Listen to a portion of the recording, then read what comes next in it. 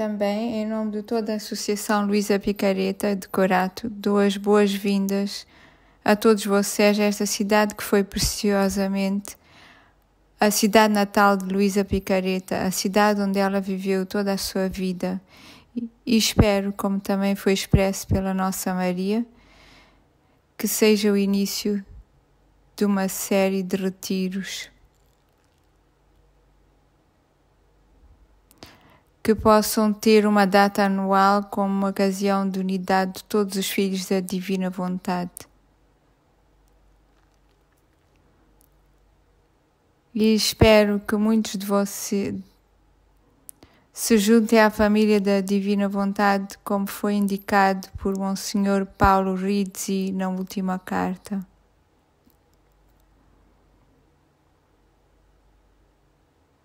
Para que possamos formar uma unidade entre os grupos que têm precisamente uma aprovação do bispo de cada diocese, para que possamos caminhar nesta unidade e que não haja má interpretação dos escritos e que não hajam divisões entre nós e assim permitir um processo justo para a causa e que não hajam mais interrupções. Isto é fundamental, que não hajam heresias e que não se fale contra o Papa, contra a Igreja e caminhamos juntos em unidade, seguindo a Sagrada Escritura. O Catecismo da Igreja Católica, seguindo os escritos da Luísa Picareta, sempre em conformidade com o que foi provado pela Igreja. Em suma, espero que tenham um excelente retiro e que este seja uma ocasião de unidade e também uma oportunidade de troca de ideias entre cada um de nós. Se quiserem dar-nos algum conselho, aceitamos todas as vossas sugestões. Para chegarmos a uma conclusão da causa de beatificação da Luísa e que seja tudo para o bem maior, Fiat.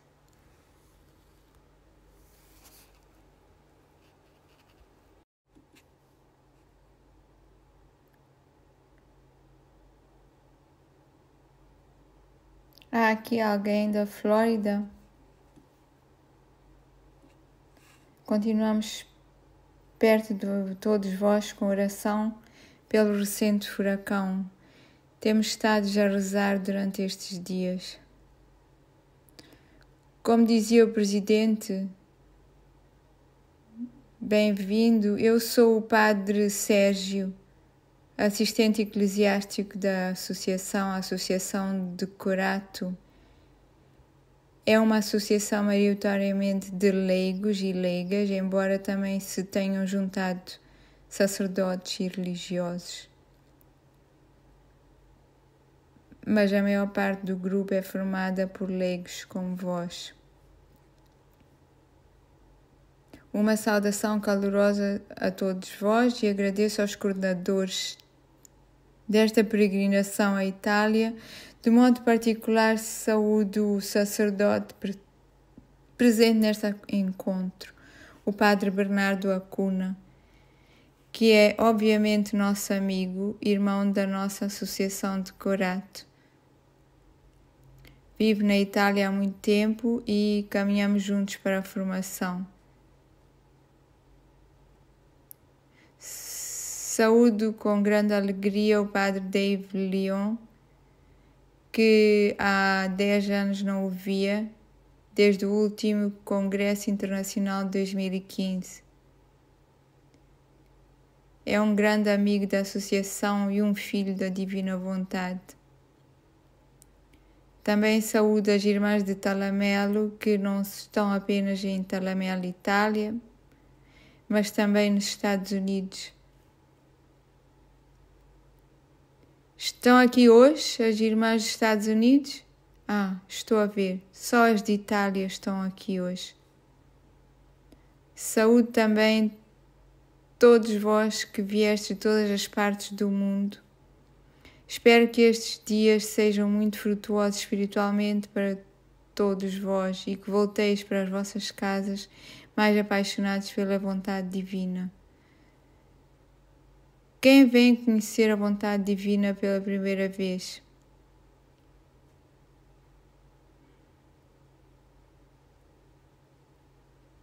Ok. Então, quem conhece a vontade divina há muito tempo?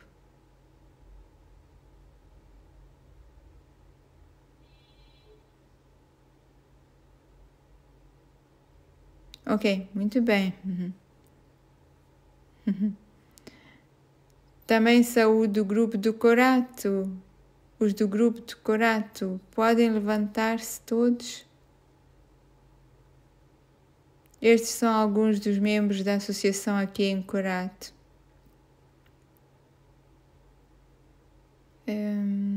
Eu não tenho, como é que posso dizer, um discurso profissional preparado.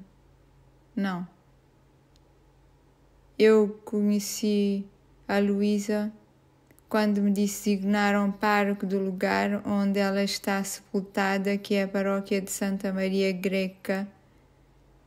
Conheci Luísa em Maria Greca. Conheci Luísa em 2001.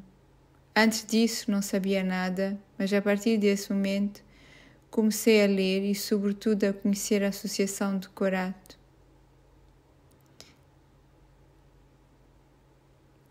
E ao fazê-lo, a aprofundar tudo isto, e tive também a grande alegria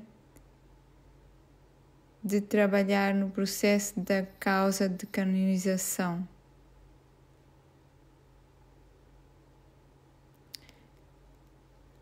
Quero falar hoje da vontade divina na Igreja. O que é a vontade divina na Igreja hoje?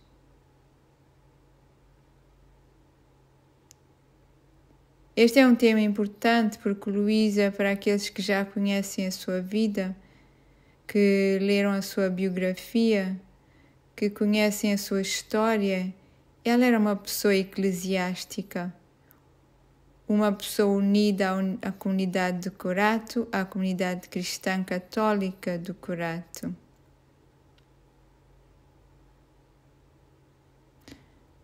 Podemos dizer que era uma mulher muito, muito devota. O Senhor escolheu colocar esta mulher extraordinária, a semente da vontade divina. Ela iniciou este caminho que nós agora continuamos a percorrer. É importante que conheçamos a vida de Luísa Picareta, porque nos dá as características de quem vive na vontade divina. Em Luísa percebemos alguns elementos fundamentais para viver na vontade divina.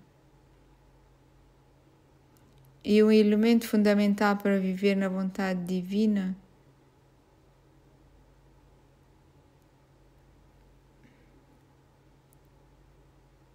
é um elemento eclesiástico.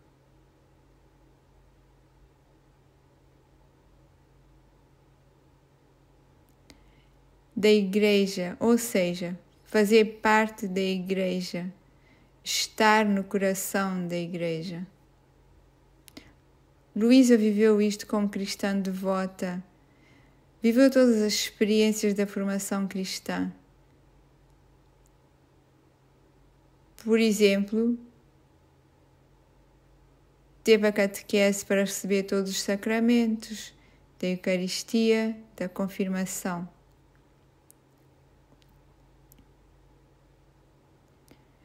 Para além disso, recebeu também a formação e os serviços na sua própria paróquia.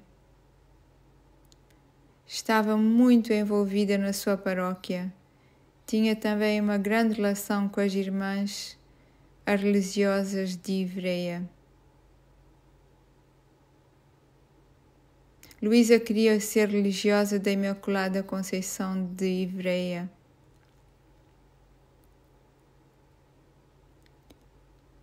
Pertenceu também a várias associações, como a Associação Maria Imaculada. Esta associação era formada por jovens raparigas chamadas à oração diária e à formação.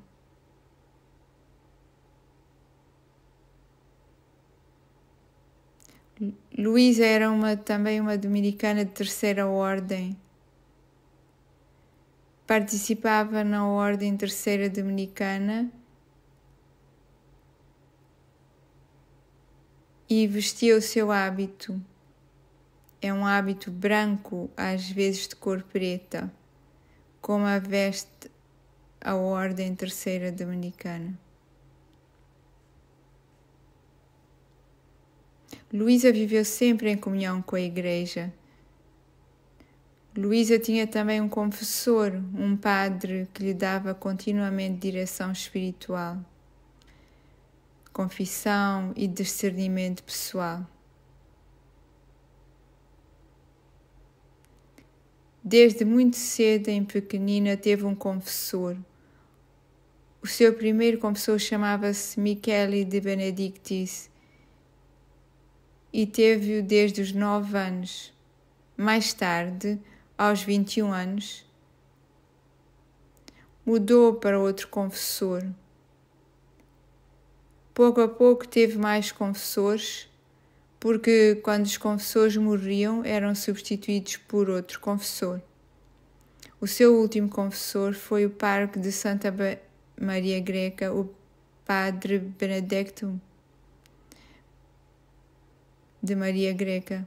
O padre Benedetto Calvi teve também a graça de conhecer homens extraordinários do seu tempo, como o Santo Aníbal Maria de França. Temos hoje aqui um retiro, padre rogacionista. Saudações, obrigada, agradeço a sua presença. Luísa caminhou com o Santo Aníbal de 1910 a 1927, durante 17 anos, até à morte de Santo Aníbal. Ele foi também o censor dos seus escritos, e o elemento que emergiu de Luísa foi o aspecto eclesiástico de Luísa. Luísa era uma mulher completamente inserida na Igreja do seu tempo. O Senhor quis formar Luísa assim, quis que ela fosse uma mulher da Igreja.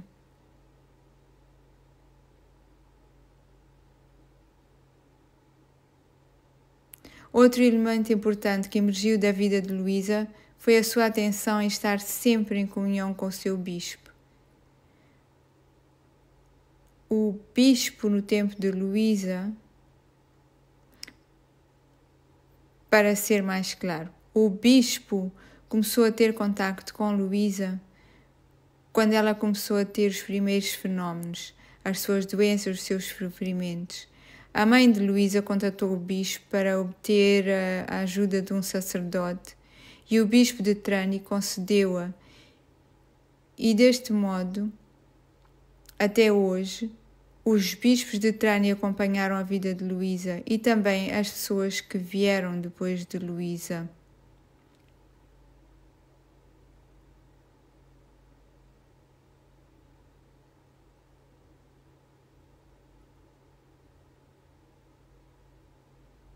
Por isso, estar em comunhão com o bispo foi sempre a garantia de estar em comunhão com a Igreja.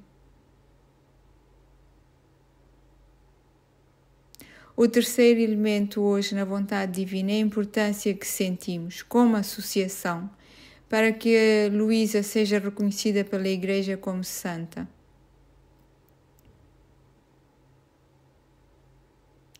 Muitos dizem, e têm razão, que não é necessário para Luísa ser proclamada beata ou santa, porque ela viveu na vontade divina. E isso é verdade.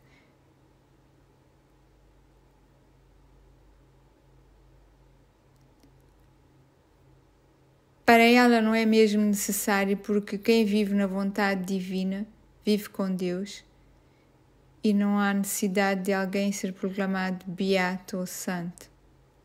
Mas por que é que isso é importante para nós? Para chegar a esse nível de santidade, para que a Igreja receba tudo isso e faça o seu carisma da divina vontade. Então a canonização não será para proclamar Luísa santa, mas para que a Igreja conheça o que Jesus fez através de Luísa.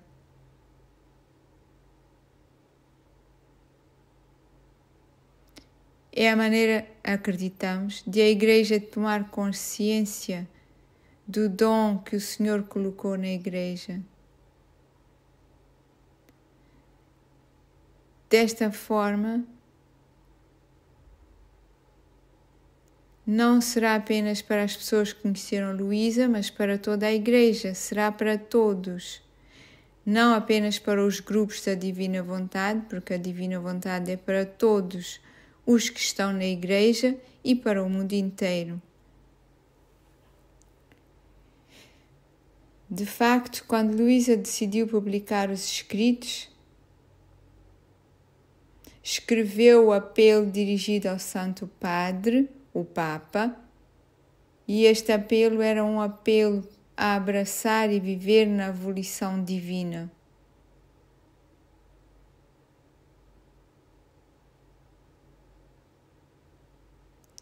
Este é o nosso desejo como associação.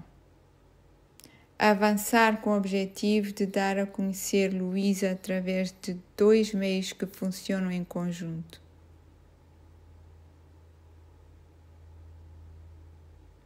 O primeiro meio é o conhecimento da vontade divina.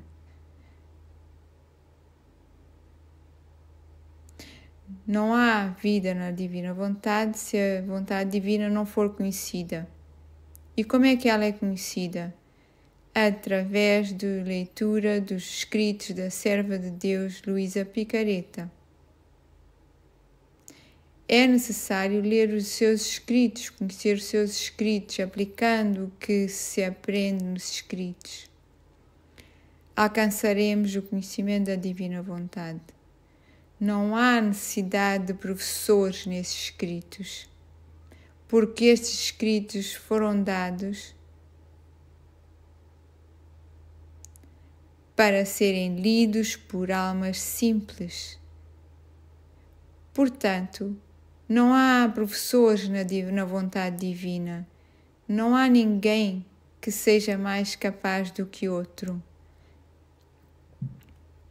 Apenas as pessoas que conhecem a vontade divina há mais tempo, que se aplicaram e leram e estudaram mais. Todos podem ler e compreender os escritos, porque Luísa era uma pessoa simples e humilde. Não tinha doutoramento de espécie alguma, não tinha título, não tinha conhecimentos teológicos, era uma pessoa simples. Por isso, os seus escritos são simples. Devem ser lidos como escritos simples que todos possam compreender por si próprios. É importante para nós que estes escritos sejam lidos em conjunto, como a Enza referiu. Lidos em conjunto com a doutrina da Igreja. Quero ser muito claro neste ponto. Os escritos de Luísa contêm apenas o que a Igreja sabe. Só o que a Igreja sabe. Não há revelações desconhecidas pela Igreja. Luísa não é uma profeta de conhecimentos que só ela conhece.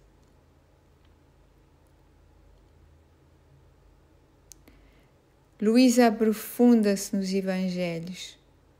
O fiat voluntas tua. Sicut in cielo como in terra. Seja feita a tua vontade, assim na terra como no céu. Esta doutrina é a doutrina do Pai Nosso. É uma explicação do Pai Nosso. Não é algo desconhecido ou novo, pelo contrário. Ajuda-nos a compreender de uma forma nova aquilo que a Igreja sempre conheceu.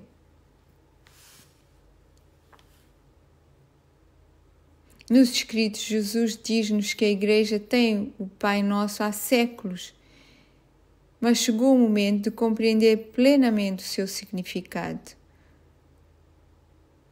Portanto, Luísa não traz um conhecimento novo que a Igreja não tenha, mas sim o que a Igreja já tem.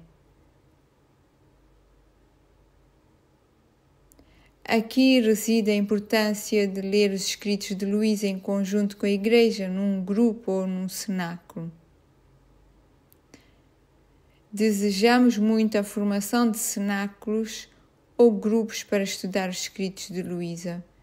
Formar grupos que não só leiam, mas também partilhem os seus conhecimentos.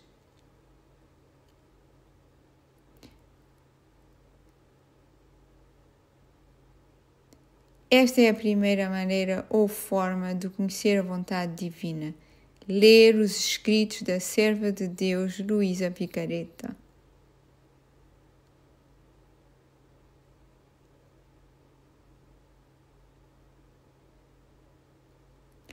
O segundo meio ou via é torná-lo vida, dar vida aos escritos de Luísa. Isto é, experimentar, viver o que Luísa viveu, fazer o que ela fez e invocar continuamente Jesus. Invocar continuamente a vontade divina. Dar vida ao conhecimento. Conhecer e agir procurando viver como Luísa viveu. Chamar o nosso Senhor Jesus Cristo em tudo o que fazemos, no ato de falar, no ato de pensar, no ato de trabalhar, no sono, na alimentação, no andar, em tudo o que fazemos, em todos os nossos pensamentos, proclamando sempre o Fiat. Este é um exercício contínuo, quase como uma oração constante, e deve transformar-se em cada um de nós numa espécie de normalidade. Como uma vida continuamente imersa na vontade divina.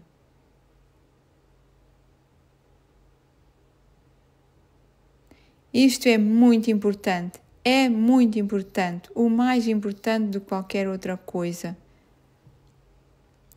Conhecer e viver isso e conhecer cada vez mais. Assim forma-se um círculo. Conhecer e viver, viver e conhecer cada vez mais. O conhecimento leva à vida e a vida aumenta o conhecimento. A Luísa ensinou-nos isto porque escreveu durante cerca de 40 anos, escrevendo sempre as mesmas coisas. Se lermos uma página de 1899 e uma página de 1938, elas dizem mais ou menos a mesma coisa, como se tivesse passado um dia, mas passaram-se 40 anos. O que é diferente da primeira à última página é que Luísa se transformou na vontade divina. Na vida, transformou-se cada vez mais em Jesus, cada vez mais a pequena filha da vontade divina. Assim, a leitura leva ao conhecimento, depois à transformação e sempre cada vez mais transformada em Jesus, à imagem de Jesus. Lembrem-se do que diz o texto do volume 1, onde Jesus descreve o seu projeto a Luísa. Fazer de Luísa uma imagem perfeita de si mesma. Luísa é uma imagem perfeita. Ela desejou tornar-se uma imagem perfeita de Jesus. E o Senhor acompanhou-a durante 40 anos através dos escritos e continuou até o dia da sua morte.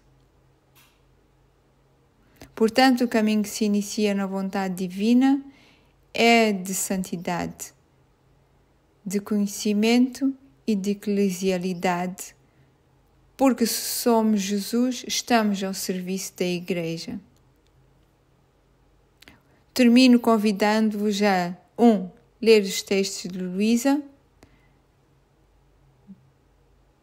2. A ler nos cenáculos, 3. A fazer a vida na vontade divina, 4. A rezar em Fiat, 5. A colocarem-se ao serviço da Igreja nas vossas comunidades, nas paróquias, na vossa diocese, a realizarem alguma forma de serviço, porque a vontade divina é vida, não é apenas um conhecimento intelectual. É uma vida simples e concreta. Era isto que eu queria partilhar com vocês. Agora, se quiserem, podem fazer-me algumas perguntas.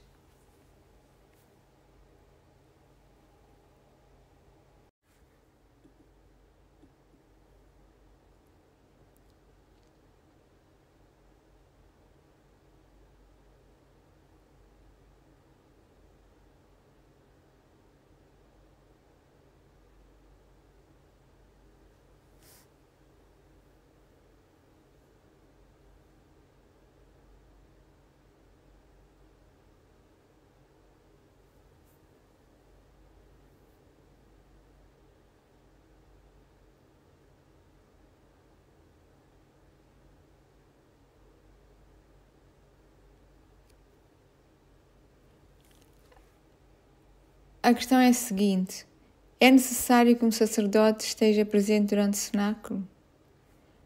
A presença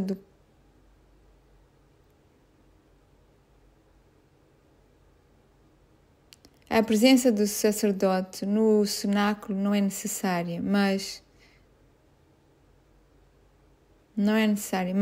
mas seria muito útil, porque o sacerdote estudou teologia, estudou a doutrina da Igreja e, como tal, pode ajudar os membros do grupo a interpretar melhor os escritos de Luísa. Mas isso não significa que o sacerdote saiba mais sobre a vontade divina, porque a vontade divina está unida ao batismo, não às ordens sagradas. E Luísa não era sacerdote.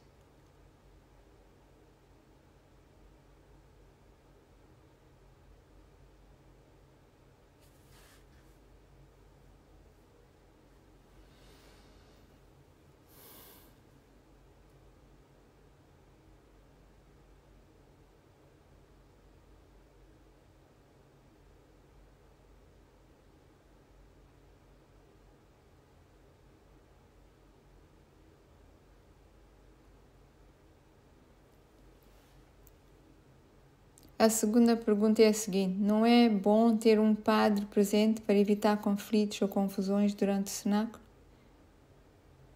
Por vezes, são os padres que causam conflitos.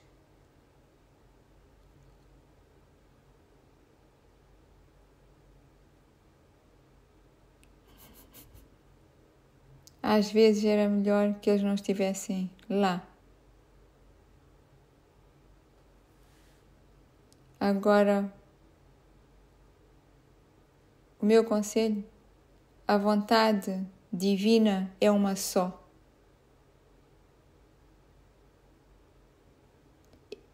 E uma só divina vontade.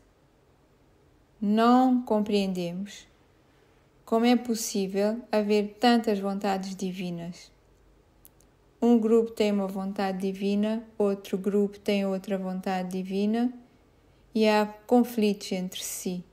Não conseguimos perceber isso. Obviamente, há algo que não está a funcionar.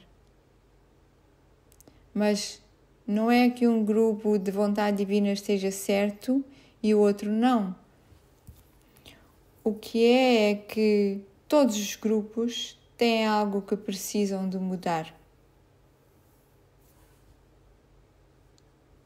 Noutras palavras, não é que um grupo seja perfeito e outro não seja perfeito.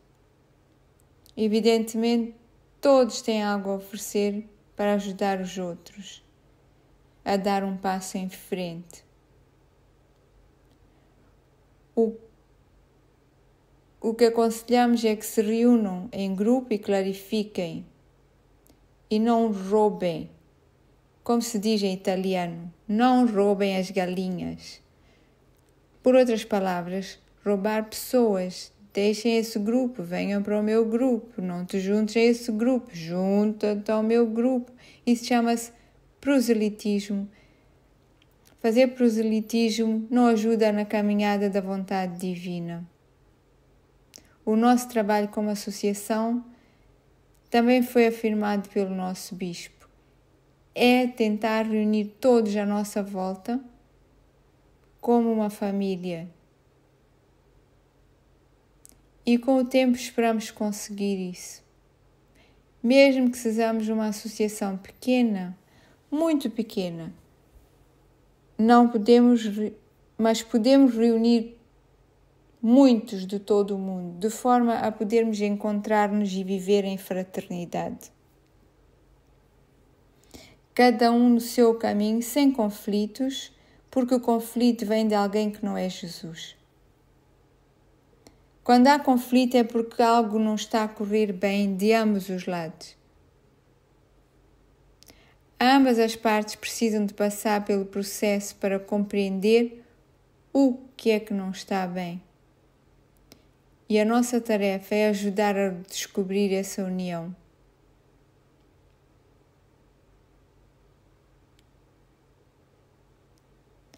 Há também outras questões em jogo. Há falta de sinceridade, há agendas ocultas, há benefícios financeiros, negócios, objetivos de liderança, protagonismo, ser o chefe, estar no topo, e tudo isso não segue na direção da vontade divina. Pelo contrário, é um caminho pobre e mesquinho.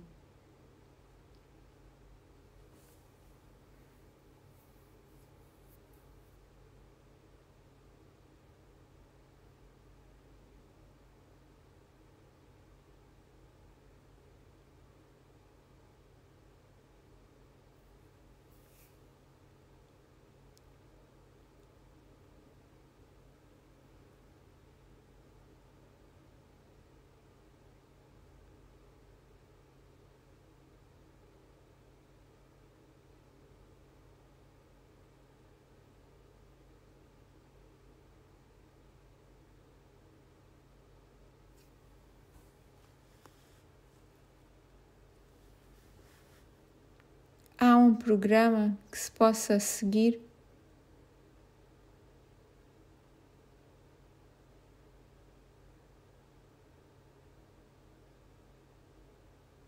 Uma ordem, para seguir?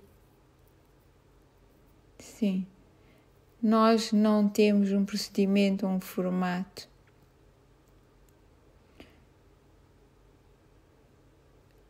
Desde o princípio, acreditamos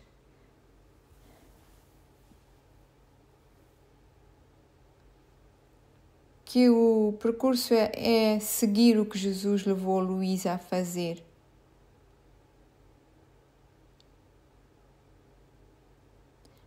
Por outras palavras, a vontade divina aprende seguindo os passos que Jesus ensinou a Luísa.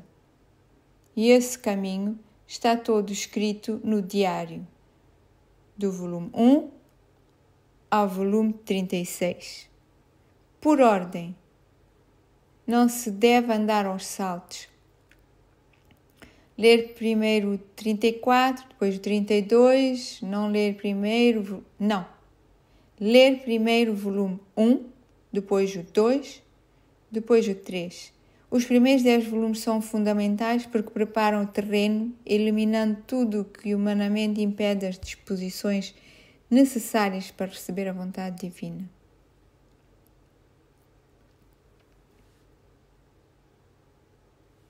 Creio que precisamos de 10 anos para ler apenas os primeiros 10 volumes, ou pelo menos 6 ou 7. Mais tarde, à medida que formos avançando, o 11, o 12, o 13. Mas assim, não tenhas pressa em estudar os 10 primeiros, porque os 10 primeiros contêm tudo. Além disso, para nós os sacerdotes, e estou a dizer isto também aos sacerdotes, os volumes 10 e 11 são dedicados aos sacerdotes. Se os sacerdotes puserem em prática os volumes 10 e 11, podem começar a viver na vontade divina. E para os leigos, ler todos por ordem. Nós na associação fazemos assim. No primeiro ano, quando começamos um grupo, começamos por ler o volume 1. Bem, na verdade, começamos com a biografia para conhecer a história da Luísa, o contexto histórico da sua vida, o como é que ela viveu. No segundo ano, começamos o volume 2, juntamente com as suas memórias de infância. Segue-se o volume 3, 4, etc. Esse grupo cresce e avança no seu próprio ritmo ao longo dos anos, enquanto outros grupos começam e recomeçam o mesmo processo.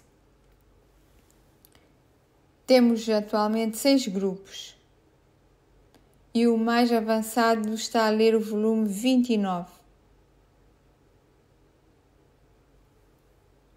Está aqui hoje.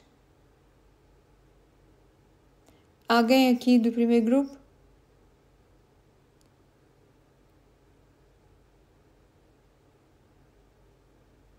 Iniciou em 2010. Primeiro grupo. Alguém pode me ajudar? Em 20 anos, lemos no nosso grupo avançado 29 volumes. 20 anos, lemos 29 volumes. E não mais.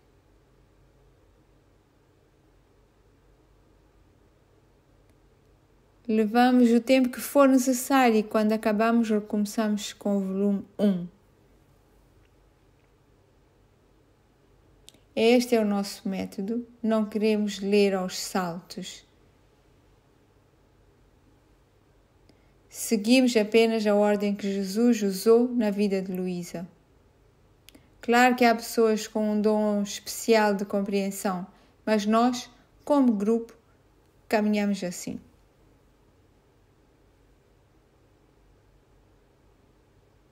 A pessoa na plateia que faz a pergunta esteve aqui em 2015. Ela pergunta se haverá outro congresso. Vou passar o microfone à presidente.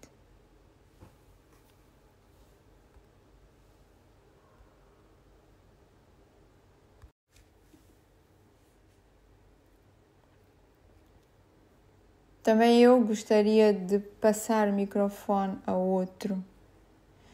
Tínhamos a intenção de fazer um congresso internacional em 2025.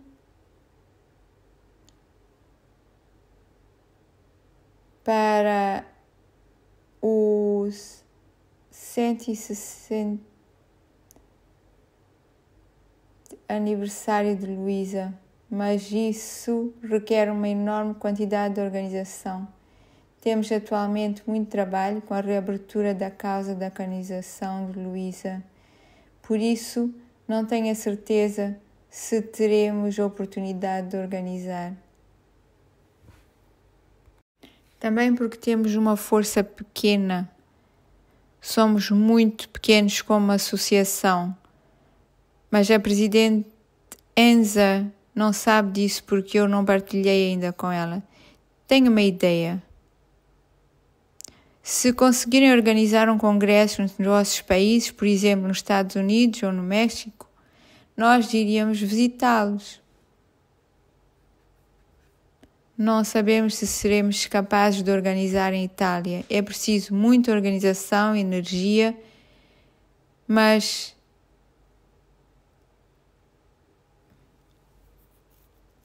mas se o organizarem vocês, nós iremos. É verdade o que foi dito, porque no início tentámos compreender a vontade divina, depois a vontade divina vive de nós.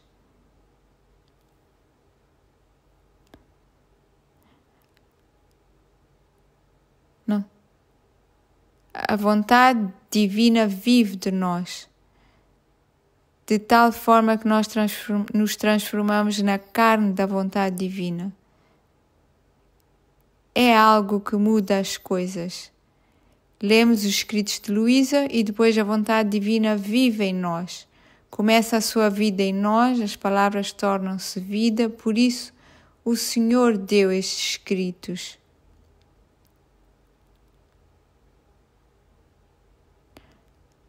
Não é um conhecimento intelectual.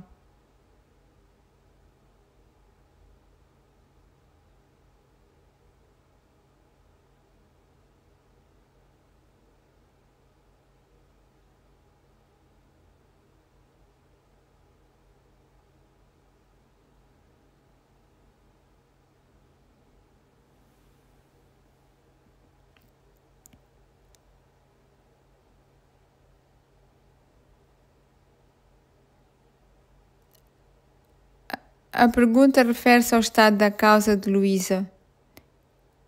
E se alguém recebeu uma graça especial para enviar a informação à associação? A causa de Luísa em geral, todas as causas têm duas fases.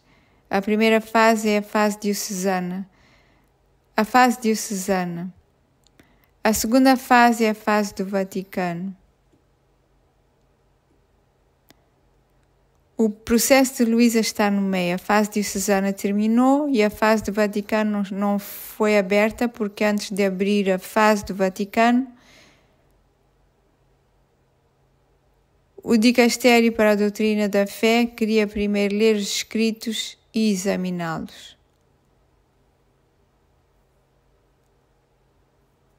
Em 2019, o Congresso disse que havia alguns textos ambíguos.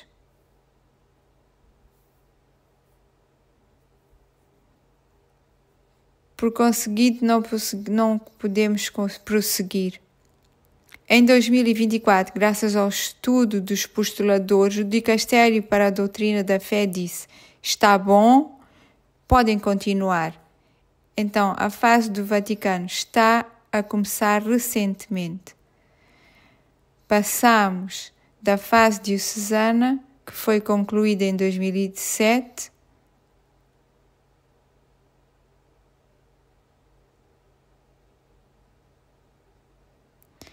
esperamos muitos anos, quase 20 anos, e agora começa a fase Vaticano.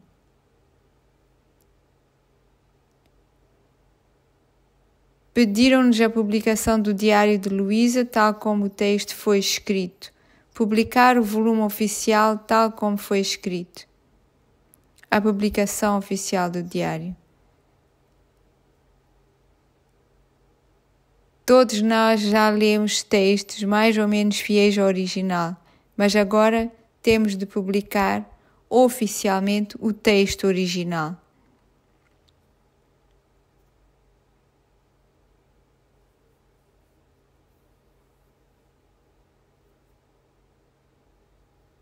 A segunda coisa é começar a escrever o posício, ou a posição. Posício é, por exemplo, quando o advogado escreve uma causa para o tribunal, para demonstrar que Luísa viveu heroicamente as virtudes. O postulador faz isso estudando os testemunhos passados. A partir de hoje,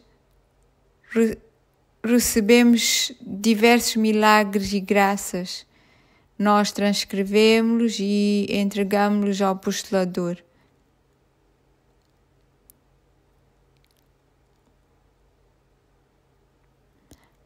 Nesta fase, os milagres ainda não são usados. Os milagres não são usados Os milagres vão ser usados depois de Luísa ser beatificada. Então podemos receber os milagres. É importante escrever qualquer graça especial que possa receber, porque nós recebemos-las e entregamos ao apostolador. Elas podem ajudar. O que é um milagre?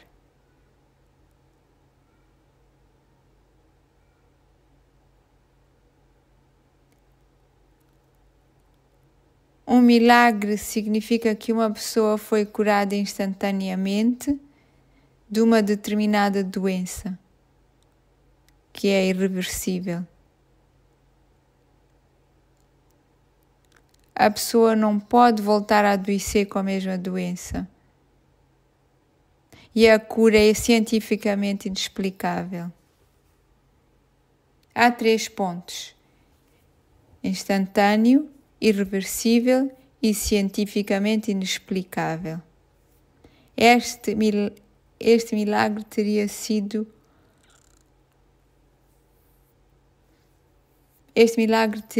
conseguido pela oração a Deus através da intercessão de Luísa. Quando todas estas coisas acontecem, é um milagre. Os milagres ajudam de facto a causa. O Senhor permite-os para o bem das pessoas e também podem ser para a causa.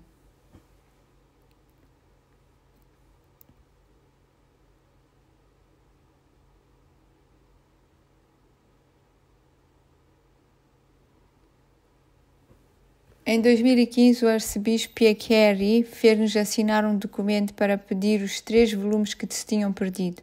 A questão é saber se foram recuperados.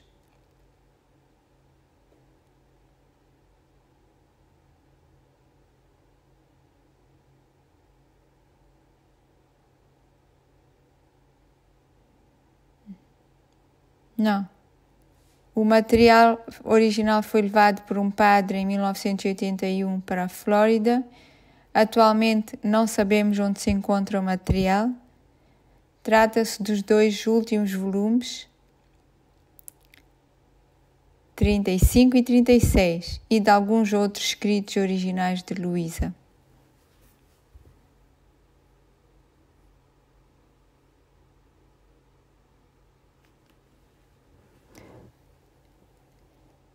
Recebemos uma cópia autenticada de tudo isso, portanto, é como se tivéssemos o original que nos foi dado. Ainda não temos originais. Espero que o furacão Milton não os tenha levado. Temos sempre a esperança de que as pessoas que têm este material o devolvam a Corato, porque temos aqui o museu e o material será guardado e vigiado. Porque quando esses materiais ficam na possessão de pessoas ou famílias, ficam dispersos. Mas aqui em Corato nós guardamos-los.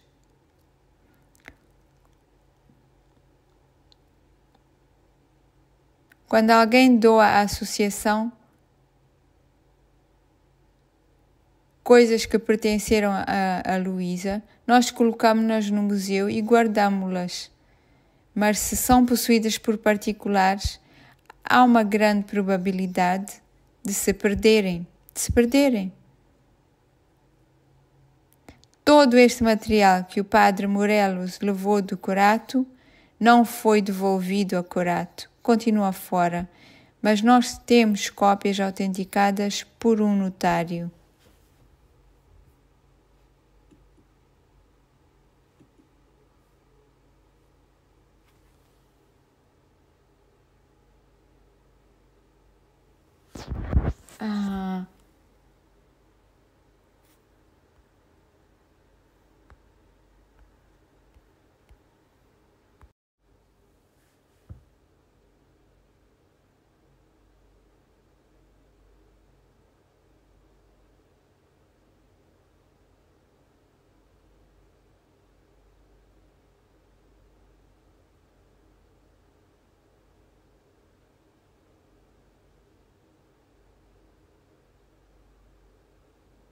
Existe uma data para a redação oficial em italiano? Não, ainda não há data. Perguntam-nos se sabemos quando estará concluída a tradução para outras línguas.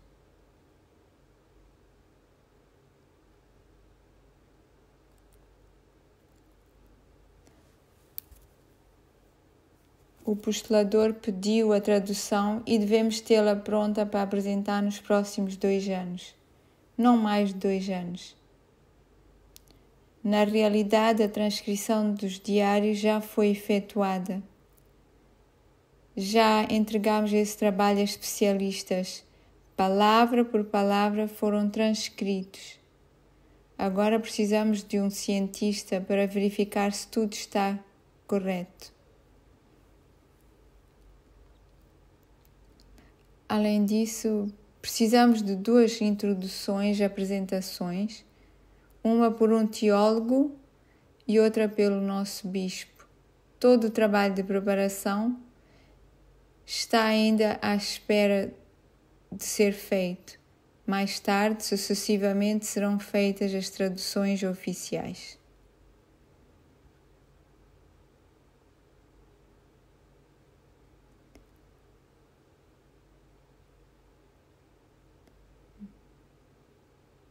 Na verdade, tudo isto exige um grande esforço financeiro e podemos receber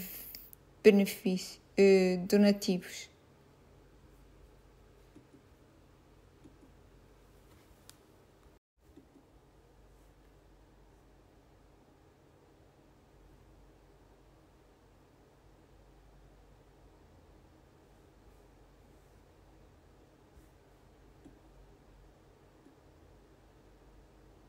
Creio que primeiro podem aprender italiano. Provavelmente aprender italiano será mais rápido do que a tradução oficial.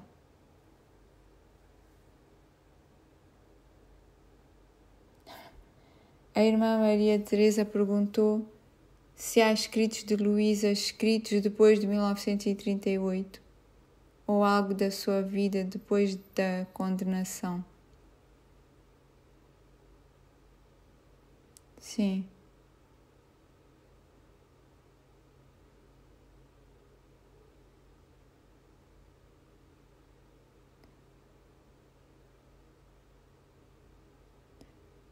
Sim. Sim.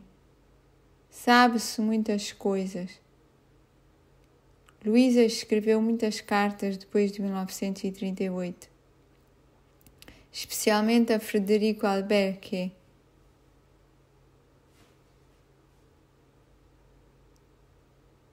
Também é uma senhora que tinha contacto com o padre Ludwig Beda, beneditino, que era alemão. Há cerca de 40 cartas.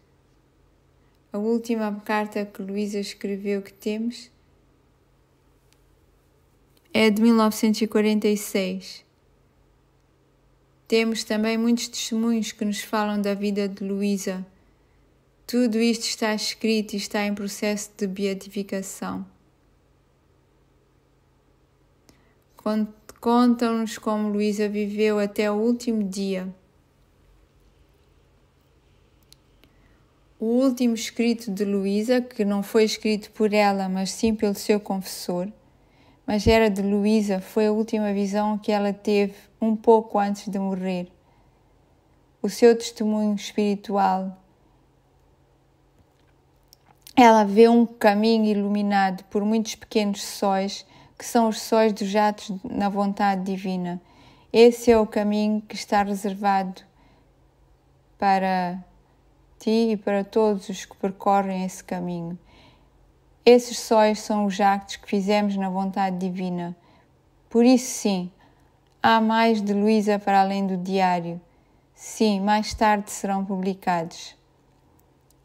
Começaremos pelo diário, depois as horas da paixão, a rainha no reino da divina vontade, as cartas, as orações, que são muitíssimas.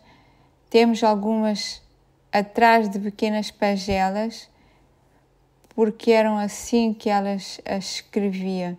Escrevia-as atrás de pequenas imagens de santos para aqueles que a iam visitar. Dava-lhes pequenas pagelas com uma oração escrita por ela. Temos muitas dessas orações. Temos também muitos testemunhos da vida de Luísa. Na primeira biografia da vida de Luísa, tudo isto também está contido na biografia oficial. A biografia foi escrita graças a todo este material. É a biografia documentada que foi escrita graças a todo este material pelo Vaticano.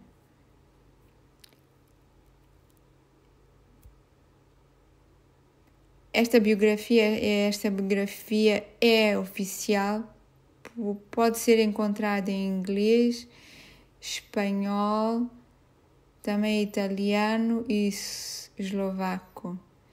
Muito obrigado, agradeço pela vossa atenção.